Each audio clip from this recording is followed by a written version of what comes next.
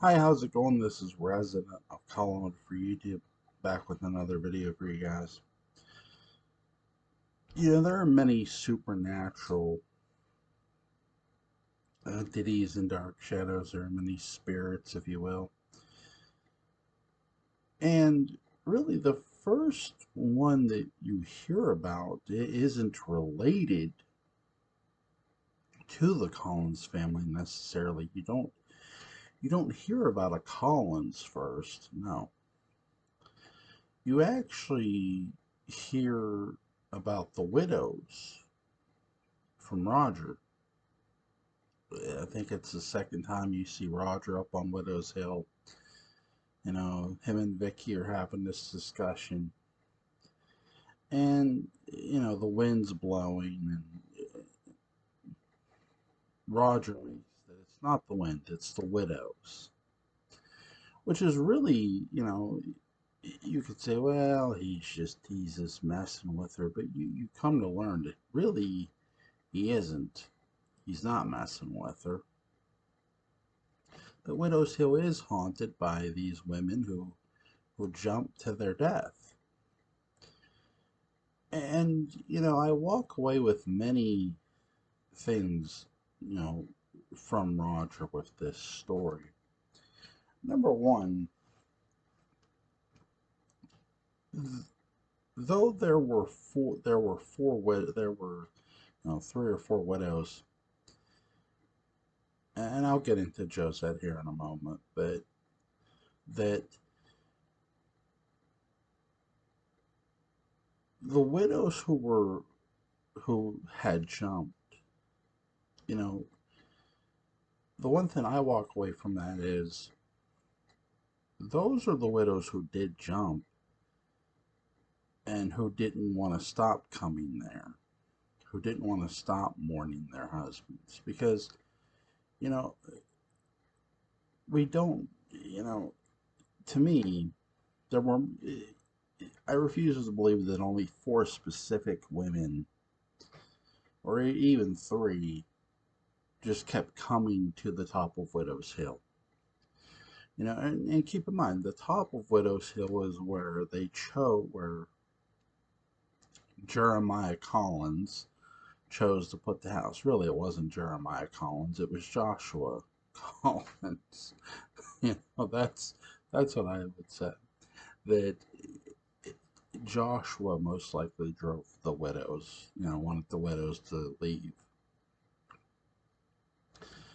And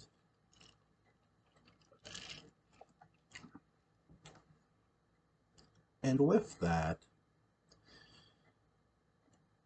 the widows, instead of, just leaving, they jumped to their death. They wanted to be with their husbands. There's the sea is my grave is the sea chant that you hear Liz say, and you hear, the widows supposedly said, which I believe they probably did. So they die, but they are forever there. Their ghosts and their spirits haunt that hill. Widow's Hill doesn't become a legend because of Josette. Widow's Hill is already a legend now. I would probably venture a guess that this happened well prior to Barnabas being born. It probably happened when, I would say, maybe Jeremiah was a small boy, if you know, or if not a teenager. I would say that's when really the widows jumped, in my opinion. So the connection they have, these widows, is that supposedly Jeremiah told them to get off the property. I would say Joshua more likely, right? Given what we know. So you hear that the first ghost you hear, actually hear about is the widows. Now you hear about the rattling chains from Maggie, But the widows are literally it. They're the first real things you hear. Like, wait, widows, widows. But and it's so well done. Okay, now the first, who's the first ghost you see? Now that again, I want you guys to know this is my opinion, and you are more than welcome to give you guys. It's really for years and years. I always thought that Victoria Winters saw Josette in the drawing room when David went missing and the bleeder valve went missing because Vicky found the bleeder valve in his drawer. When David decided to, remove his dad's bleeder valve, so his father's brakes would fail. Don't do that. um, Good old David, right? David David runs a mechanic shop on 82nd Street. Go check him out. Oh my God. Could you imagine? Actually, yeah, I could. Right? That's the fun part about that. So it, it would be like Michael Myers running a butcher shop. there, there would be complications. The meat might not all be cow. Oh God. Or better, the Sawyer family would, yeah, I'm sure you've seen Texas Chainsaw Massacre Part Two. There's some special ingredients in that meat, but no, it's really interesting that when Victoria Winters sees a ghost, she sees this figure, this dark figure, the silhouette. Could this just be Josette? Sure, it could. I'm not discounting that it couldn't. I'm not discounting it. I'm not saying it isn't. I always felt for years this was Josette until I started really examining the legend of Josette, and until I started thinking about things that had happened with Josette involving Vicky, where it really Josette does try to warn Victoria. She does try to, she does save her. She comes to her when Victoria is in danger or Josette needs her, or Josette needs Victoria's help. That the dead need an assistance from the living, right? Again, real Dark Shadows. I've talked about how the dead use the living, and they do. So, could this just be Josette saying, "Hey, help David"? Sure. Do I think it is? I'm not. I used to be sold it could be, but I'm not so certain anymore. Simply because I more feel Josette is speaking to David, is speaking to Victoria, you know, when she's kidnapped by Matthew. Obviously, when the Phoenix shows up, when Laura Collins shows up, David's mother. God. But also, the one thing I'll say is, you really, for me, we never look. We all know Elizabeth is Victoria's mother, but Elizabeth Collins' daughter. We never find out who her father is. And some believe that Vicky's father died in that house. Okay, what if he did? And what if that's his ghost, sort of trying to reach her. That Vicky's first real supernatural experience isn't with Josette, it's not with the widows, it's with her own father. And it's a very, again, she's told the house is haunted by Maggie, which it is. You know, the house is very much haunted. Could this just be a Collins family member? Sure. It could. Look, we know Joshua, we know Naomi, we know, hell, Naomi, where Victoria is standing really is where Naomi died. You know, when you think about it, which is interesting. So, you know, Naomi was Barnabas Collins' mother. So, again, there's always been this supernatural presence in Dark Shadows, is what I'm getting at. I know I'm going off on this crazy tangent. Um, but, and, sorry for the long pause there.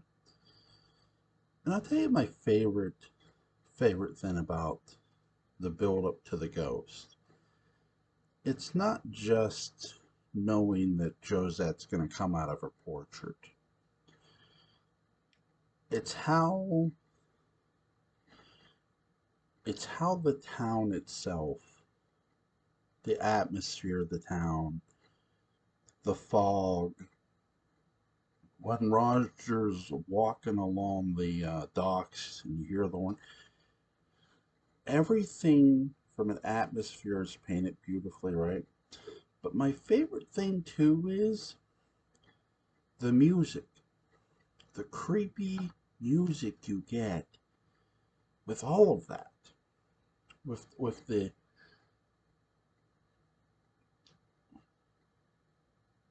when you're watching the book, the Collins family history book, just lay there, and the pages open, and you hear and you see it turn on Josette's picture, and you hear the music. It's so good, and it's so creepy. When Josette finally comes out of her portrait, it all works. It all pays off, right? Because it's so well built up and so well done from a storytelling standpoint. All the ghosts and entities you see in Dark Shadows are really built up well. No matter who you might think they are, you know, they're really well done. Now, are there elements that are there in Dark Shadows that we don't necessarily see? Sure, there's fate. You know, even though fate plays a huge part in Dark Shadows, and luck, from, you know, when you get into the characters, those elements, though we don't see them, do exist in Dark Shadows. Just like they exist in other horror franchises or properties. They're there. They're characters in their own right. Let's give a great example. Death, Mr. Best, right? We know Death is a part of Dark Shadows heavily.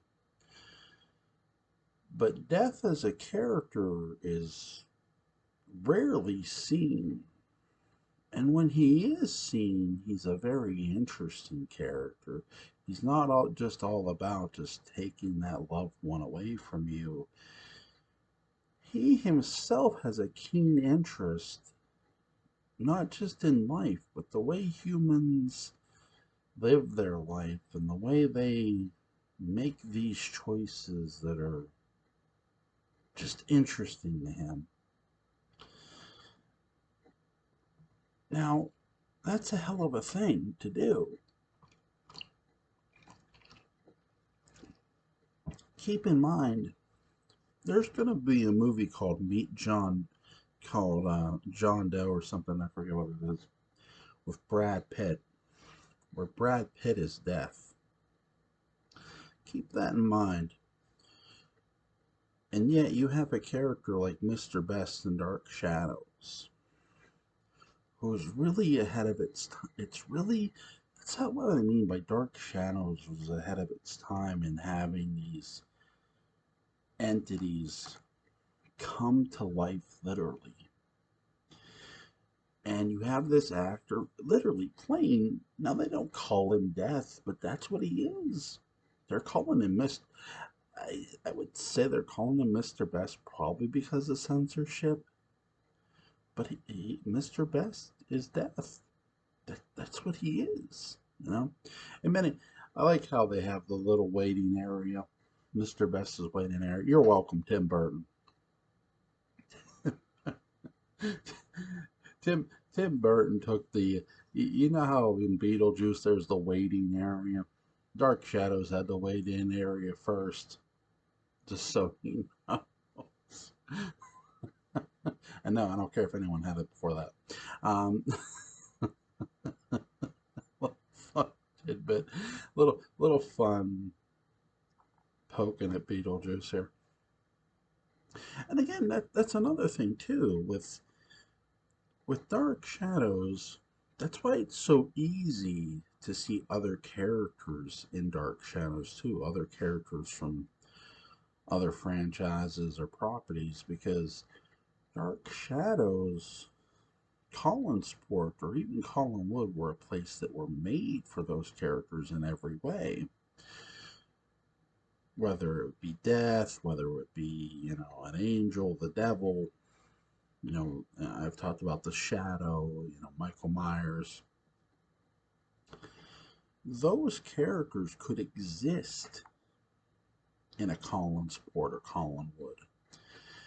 You know, not that they can't exist in their own property, they can. But Dark Shadows really did a great job of creating its own legacy of having these supernatural creatures, these spirits, whether it be, you know, vampires, witches, you know, Frankenstein's monster, the werewolf.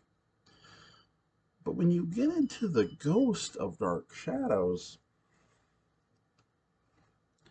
and you get into the other elements of it, of, you know, death and everything, even Diablos, you know, Diablos is a great example too, because once you know that the devil is involved, you sort of go, well, okay, he's always been involved then. Because he didn't just get involved, you know, he's been involved this whole time.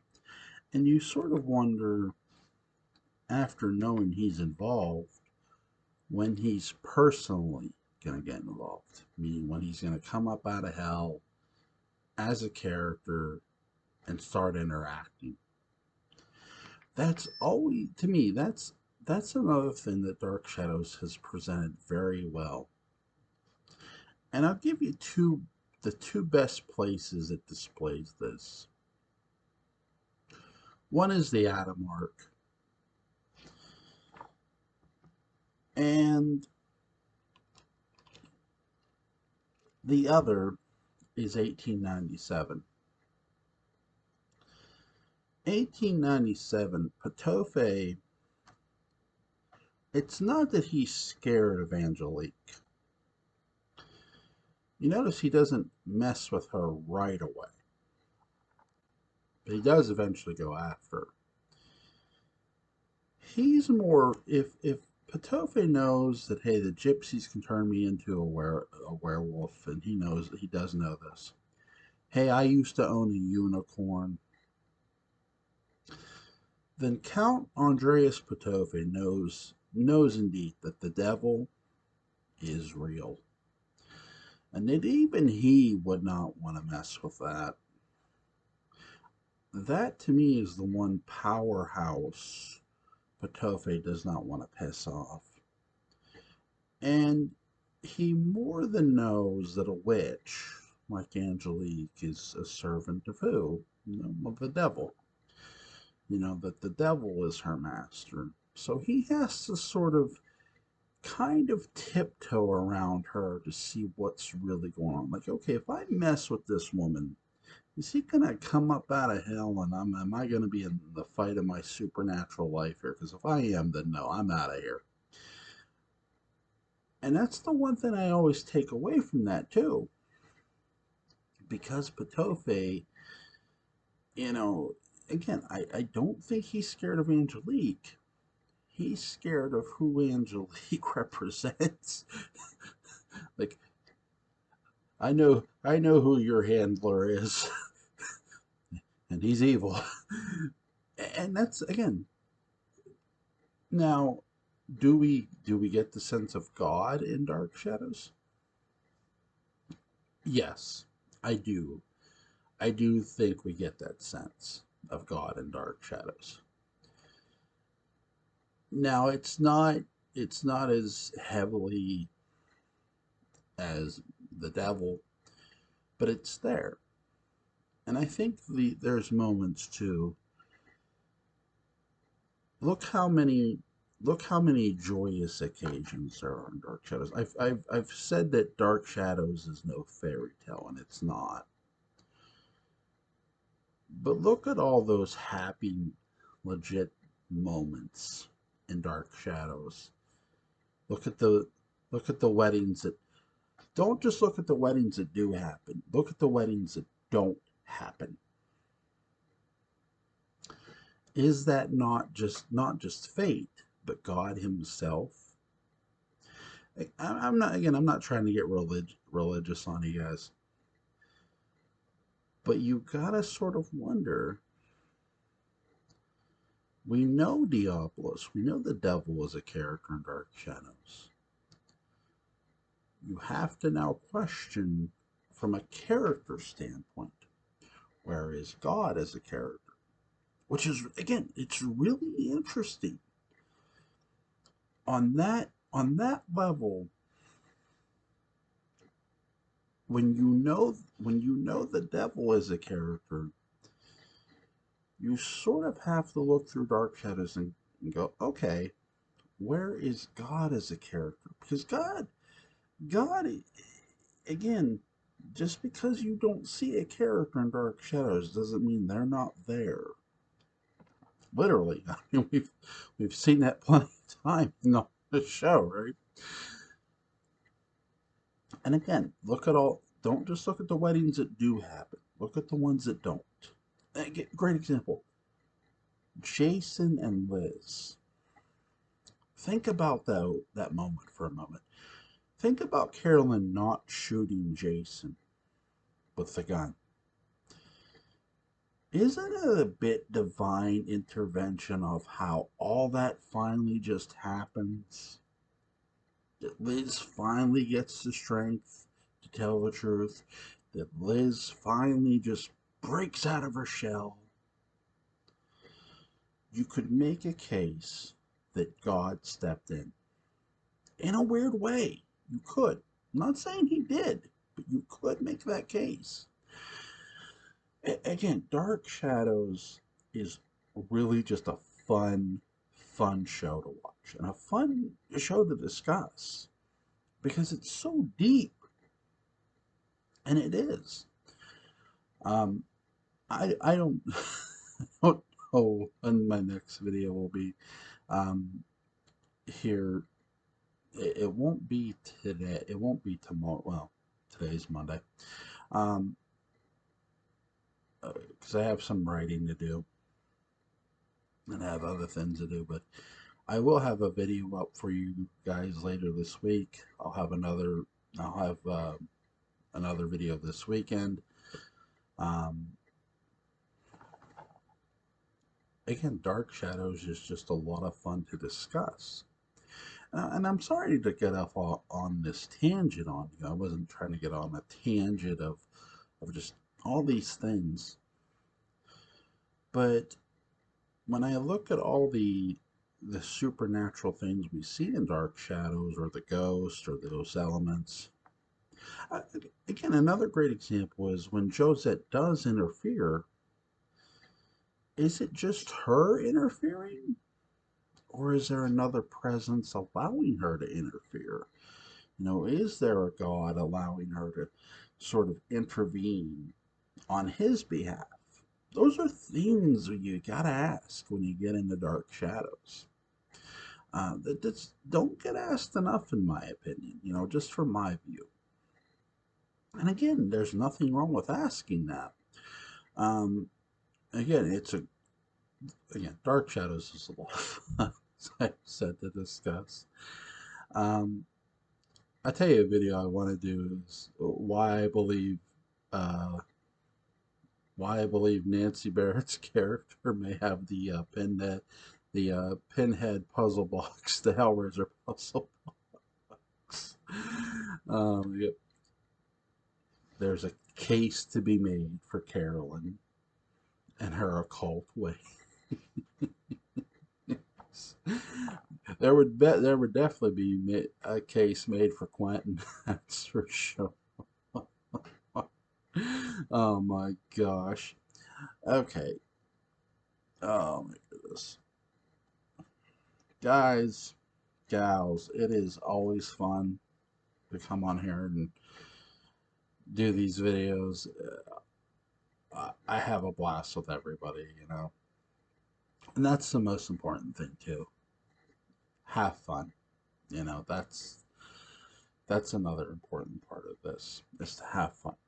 So I hope you guys have a great night. Good night.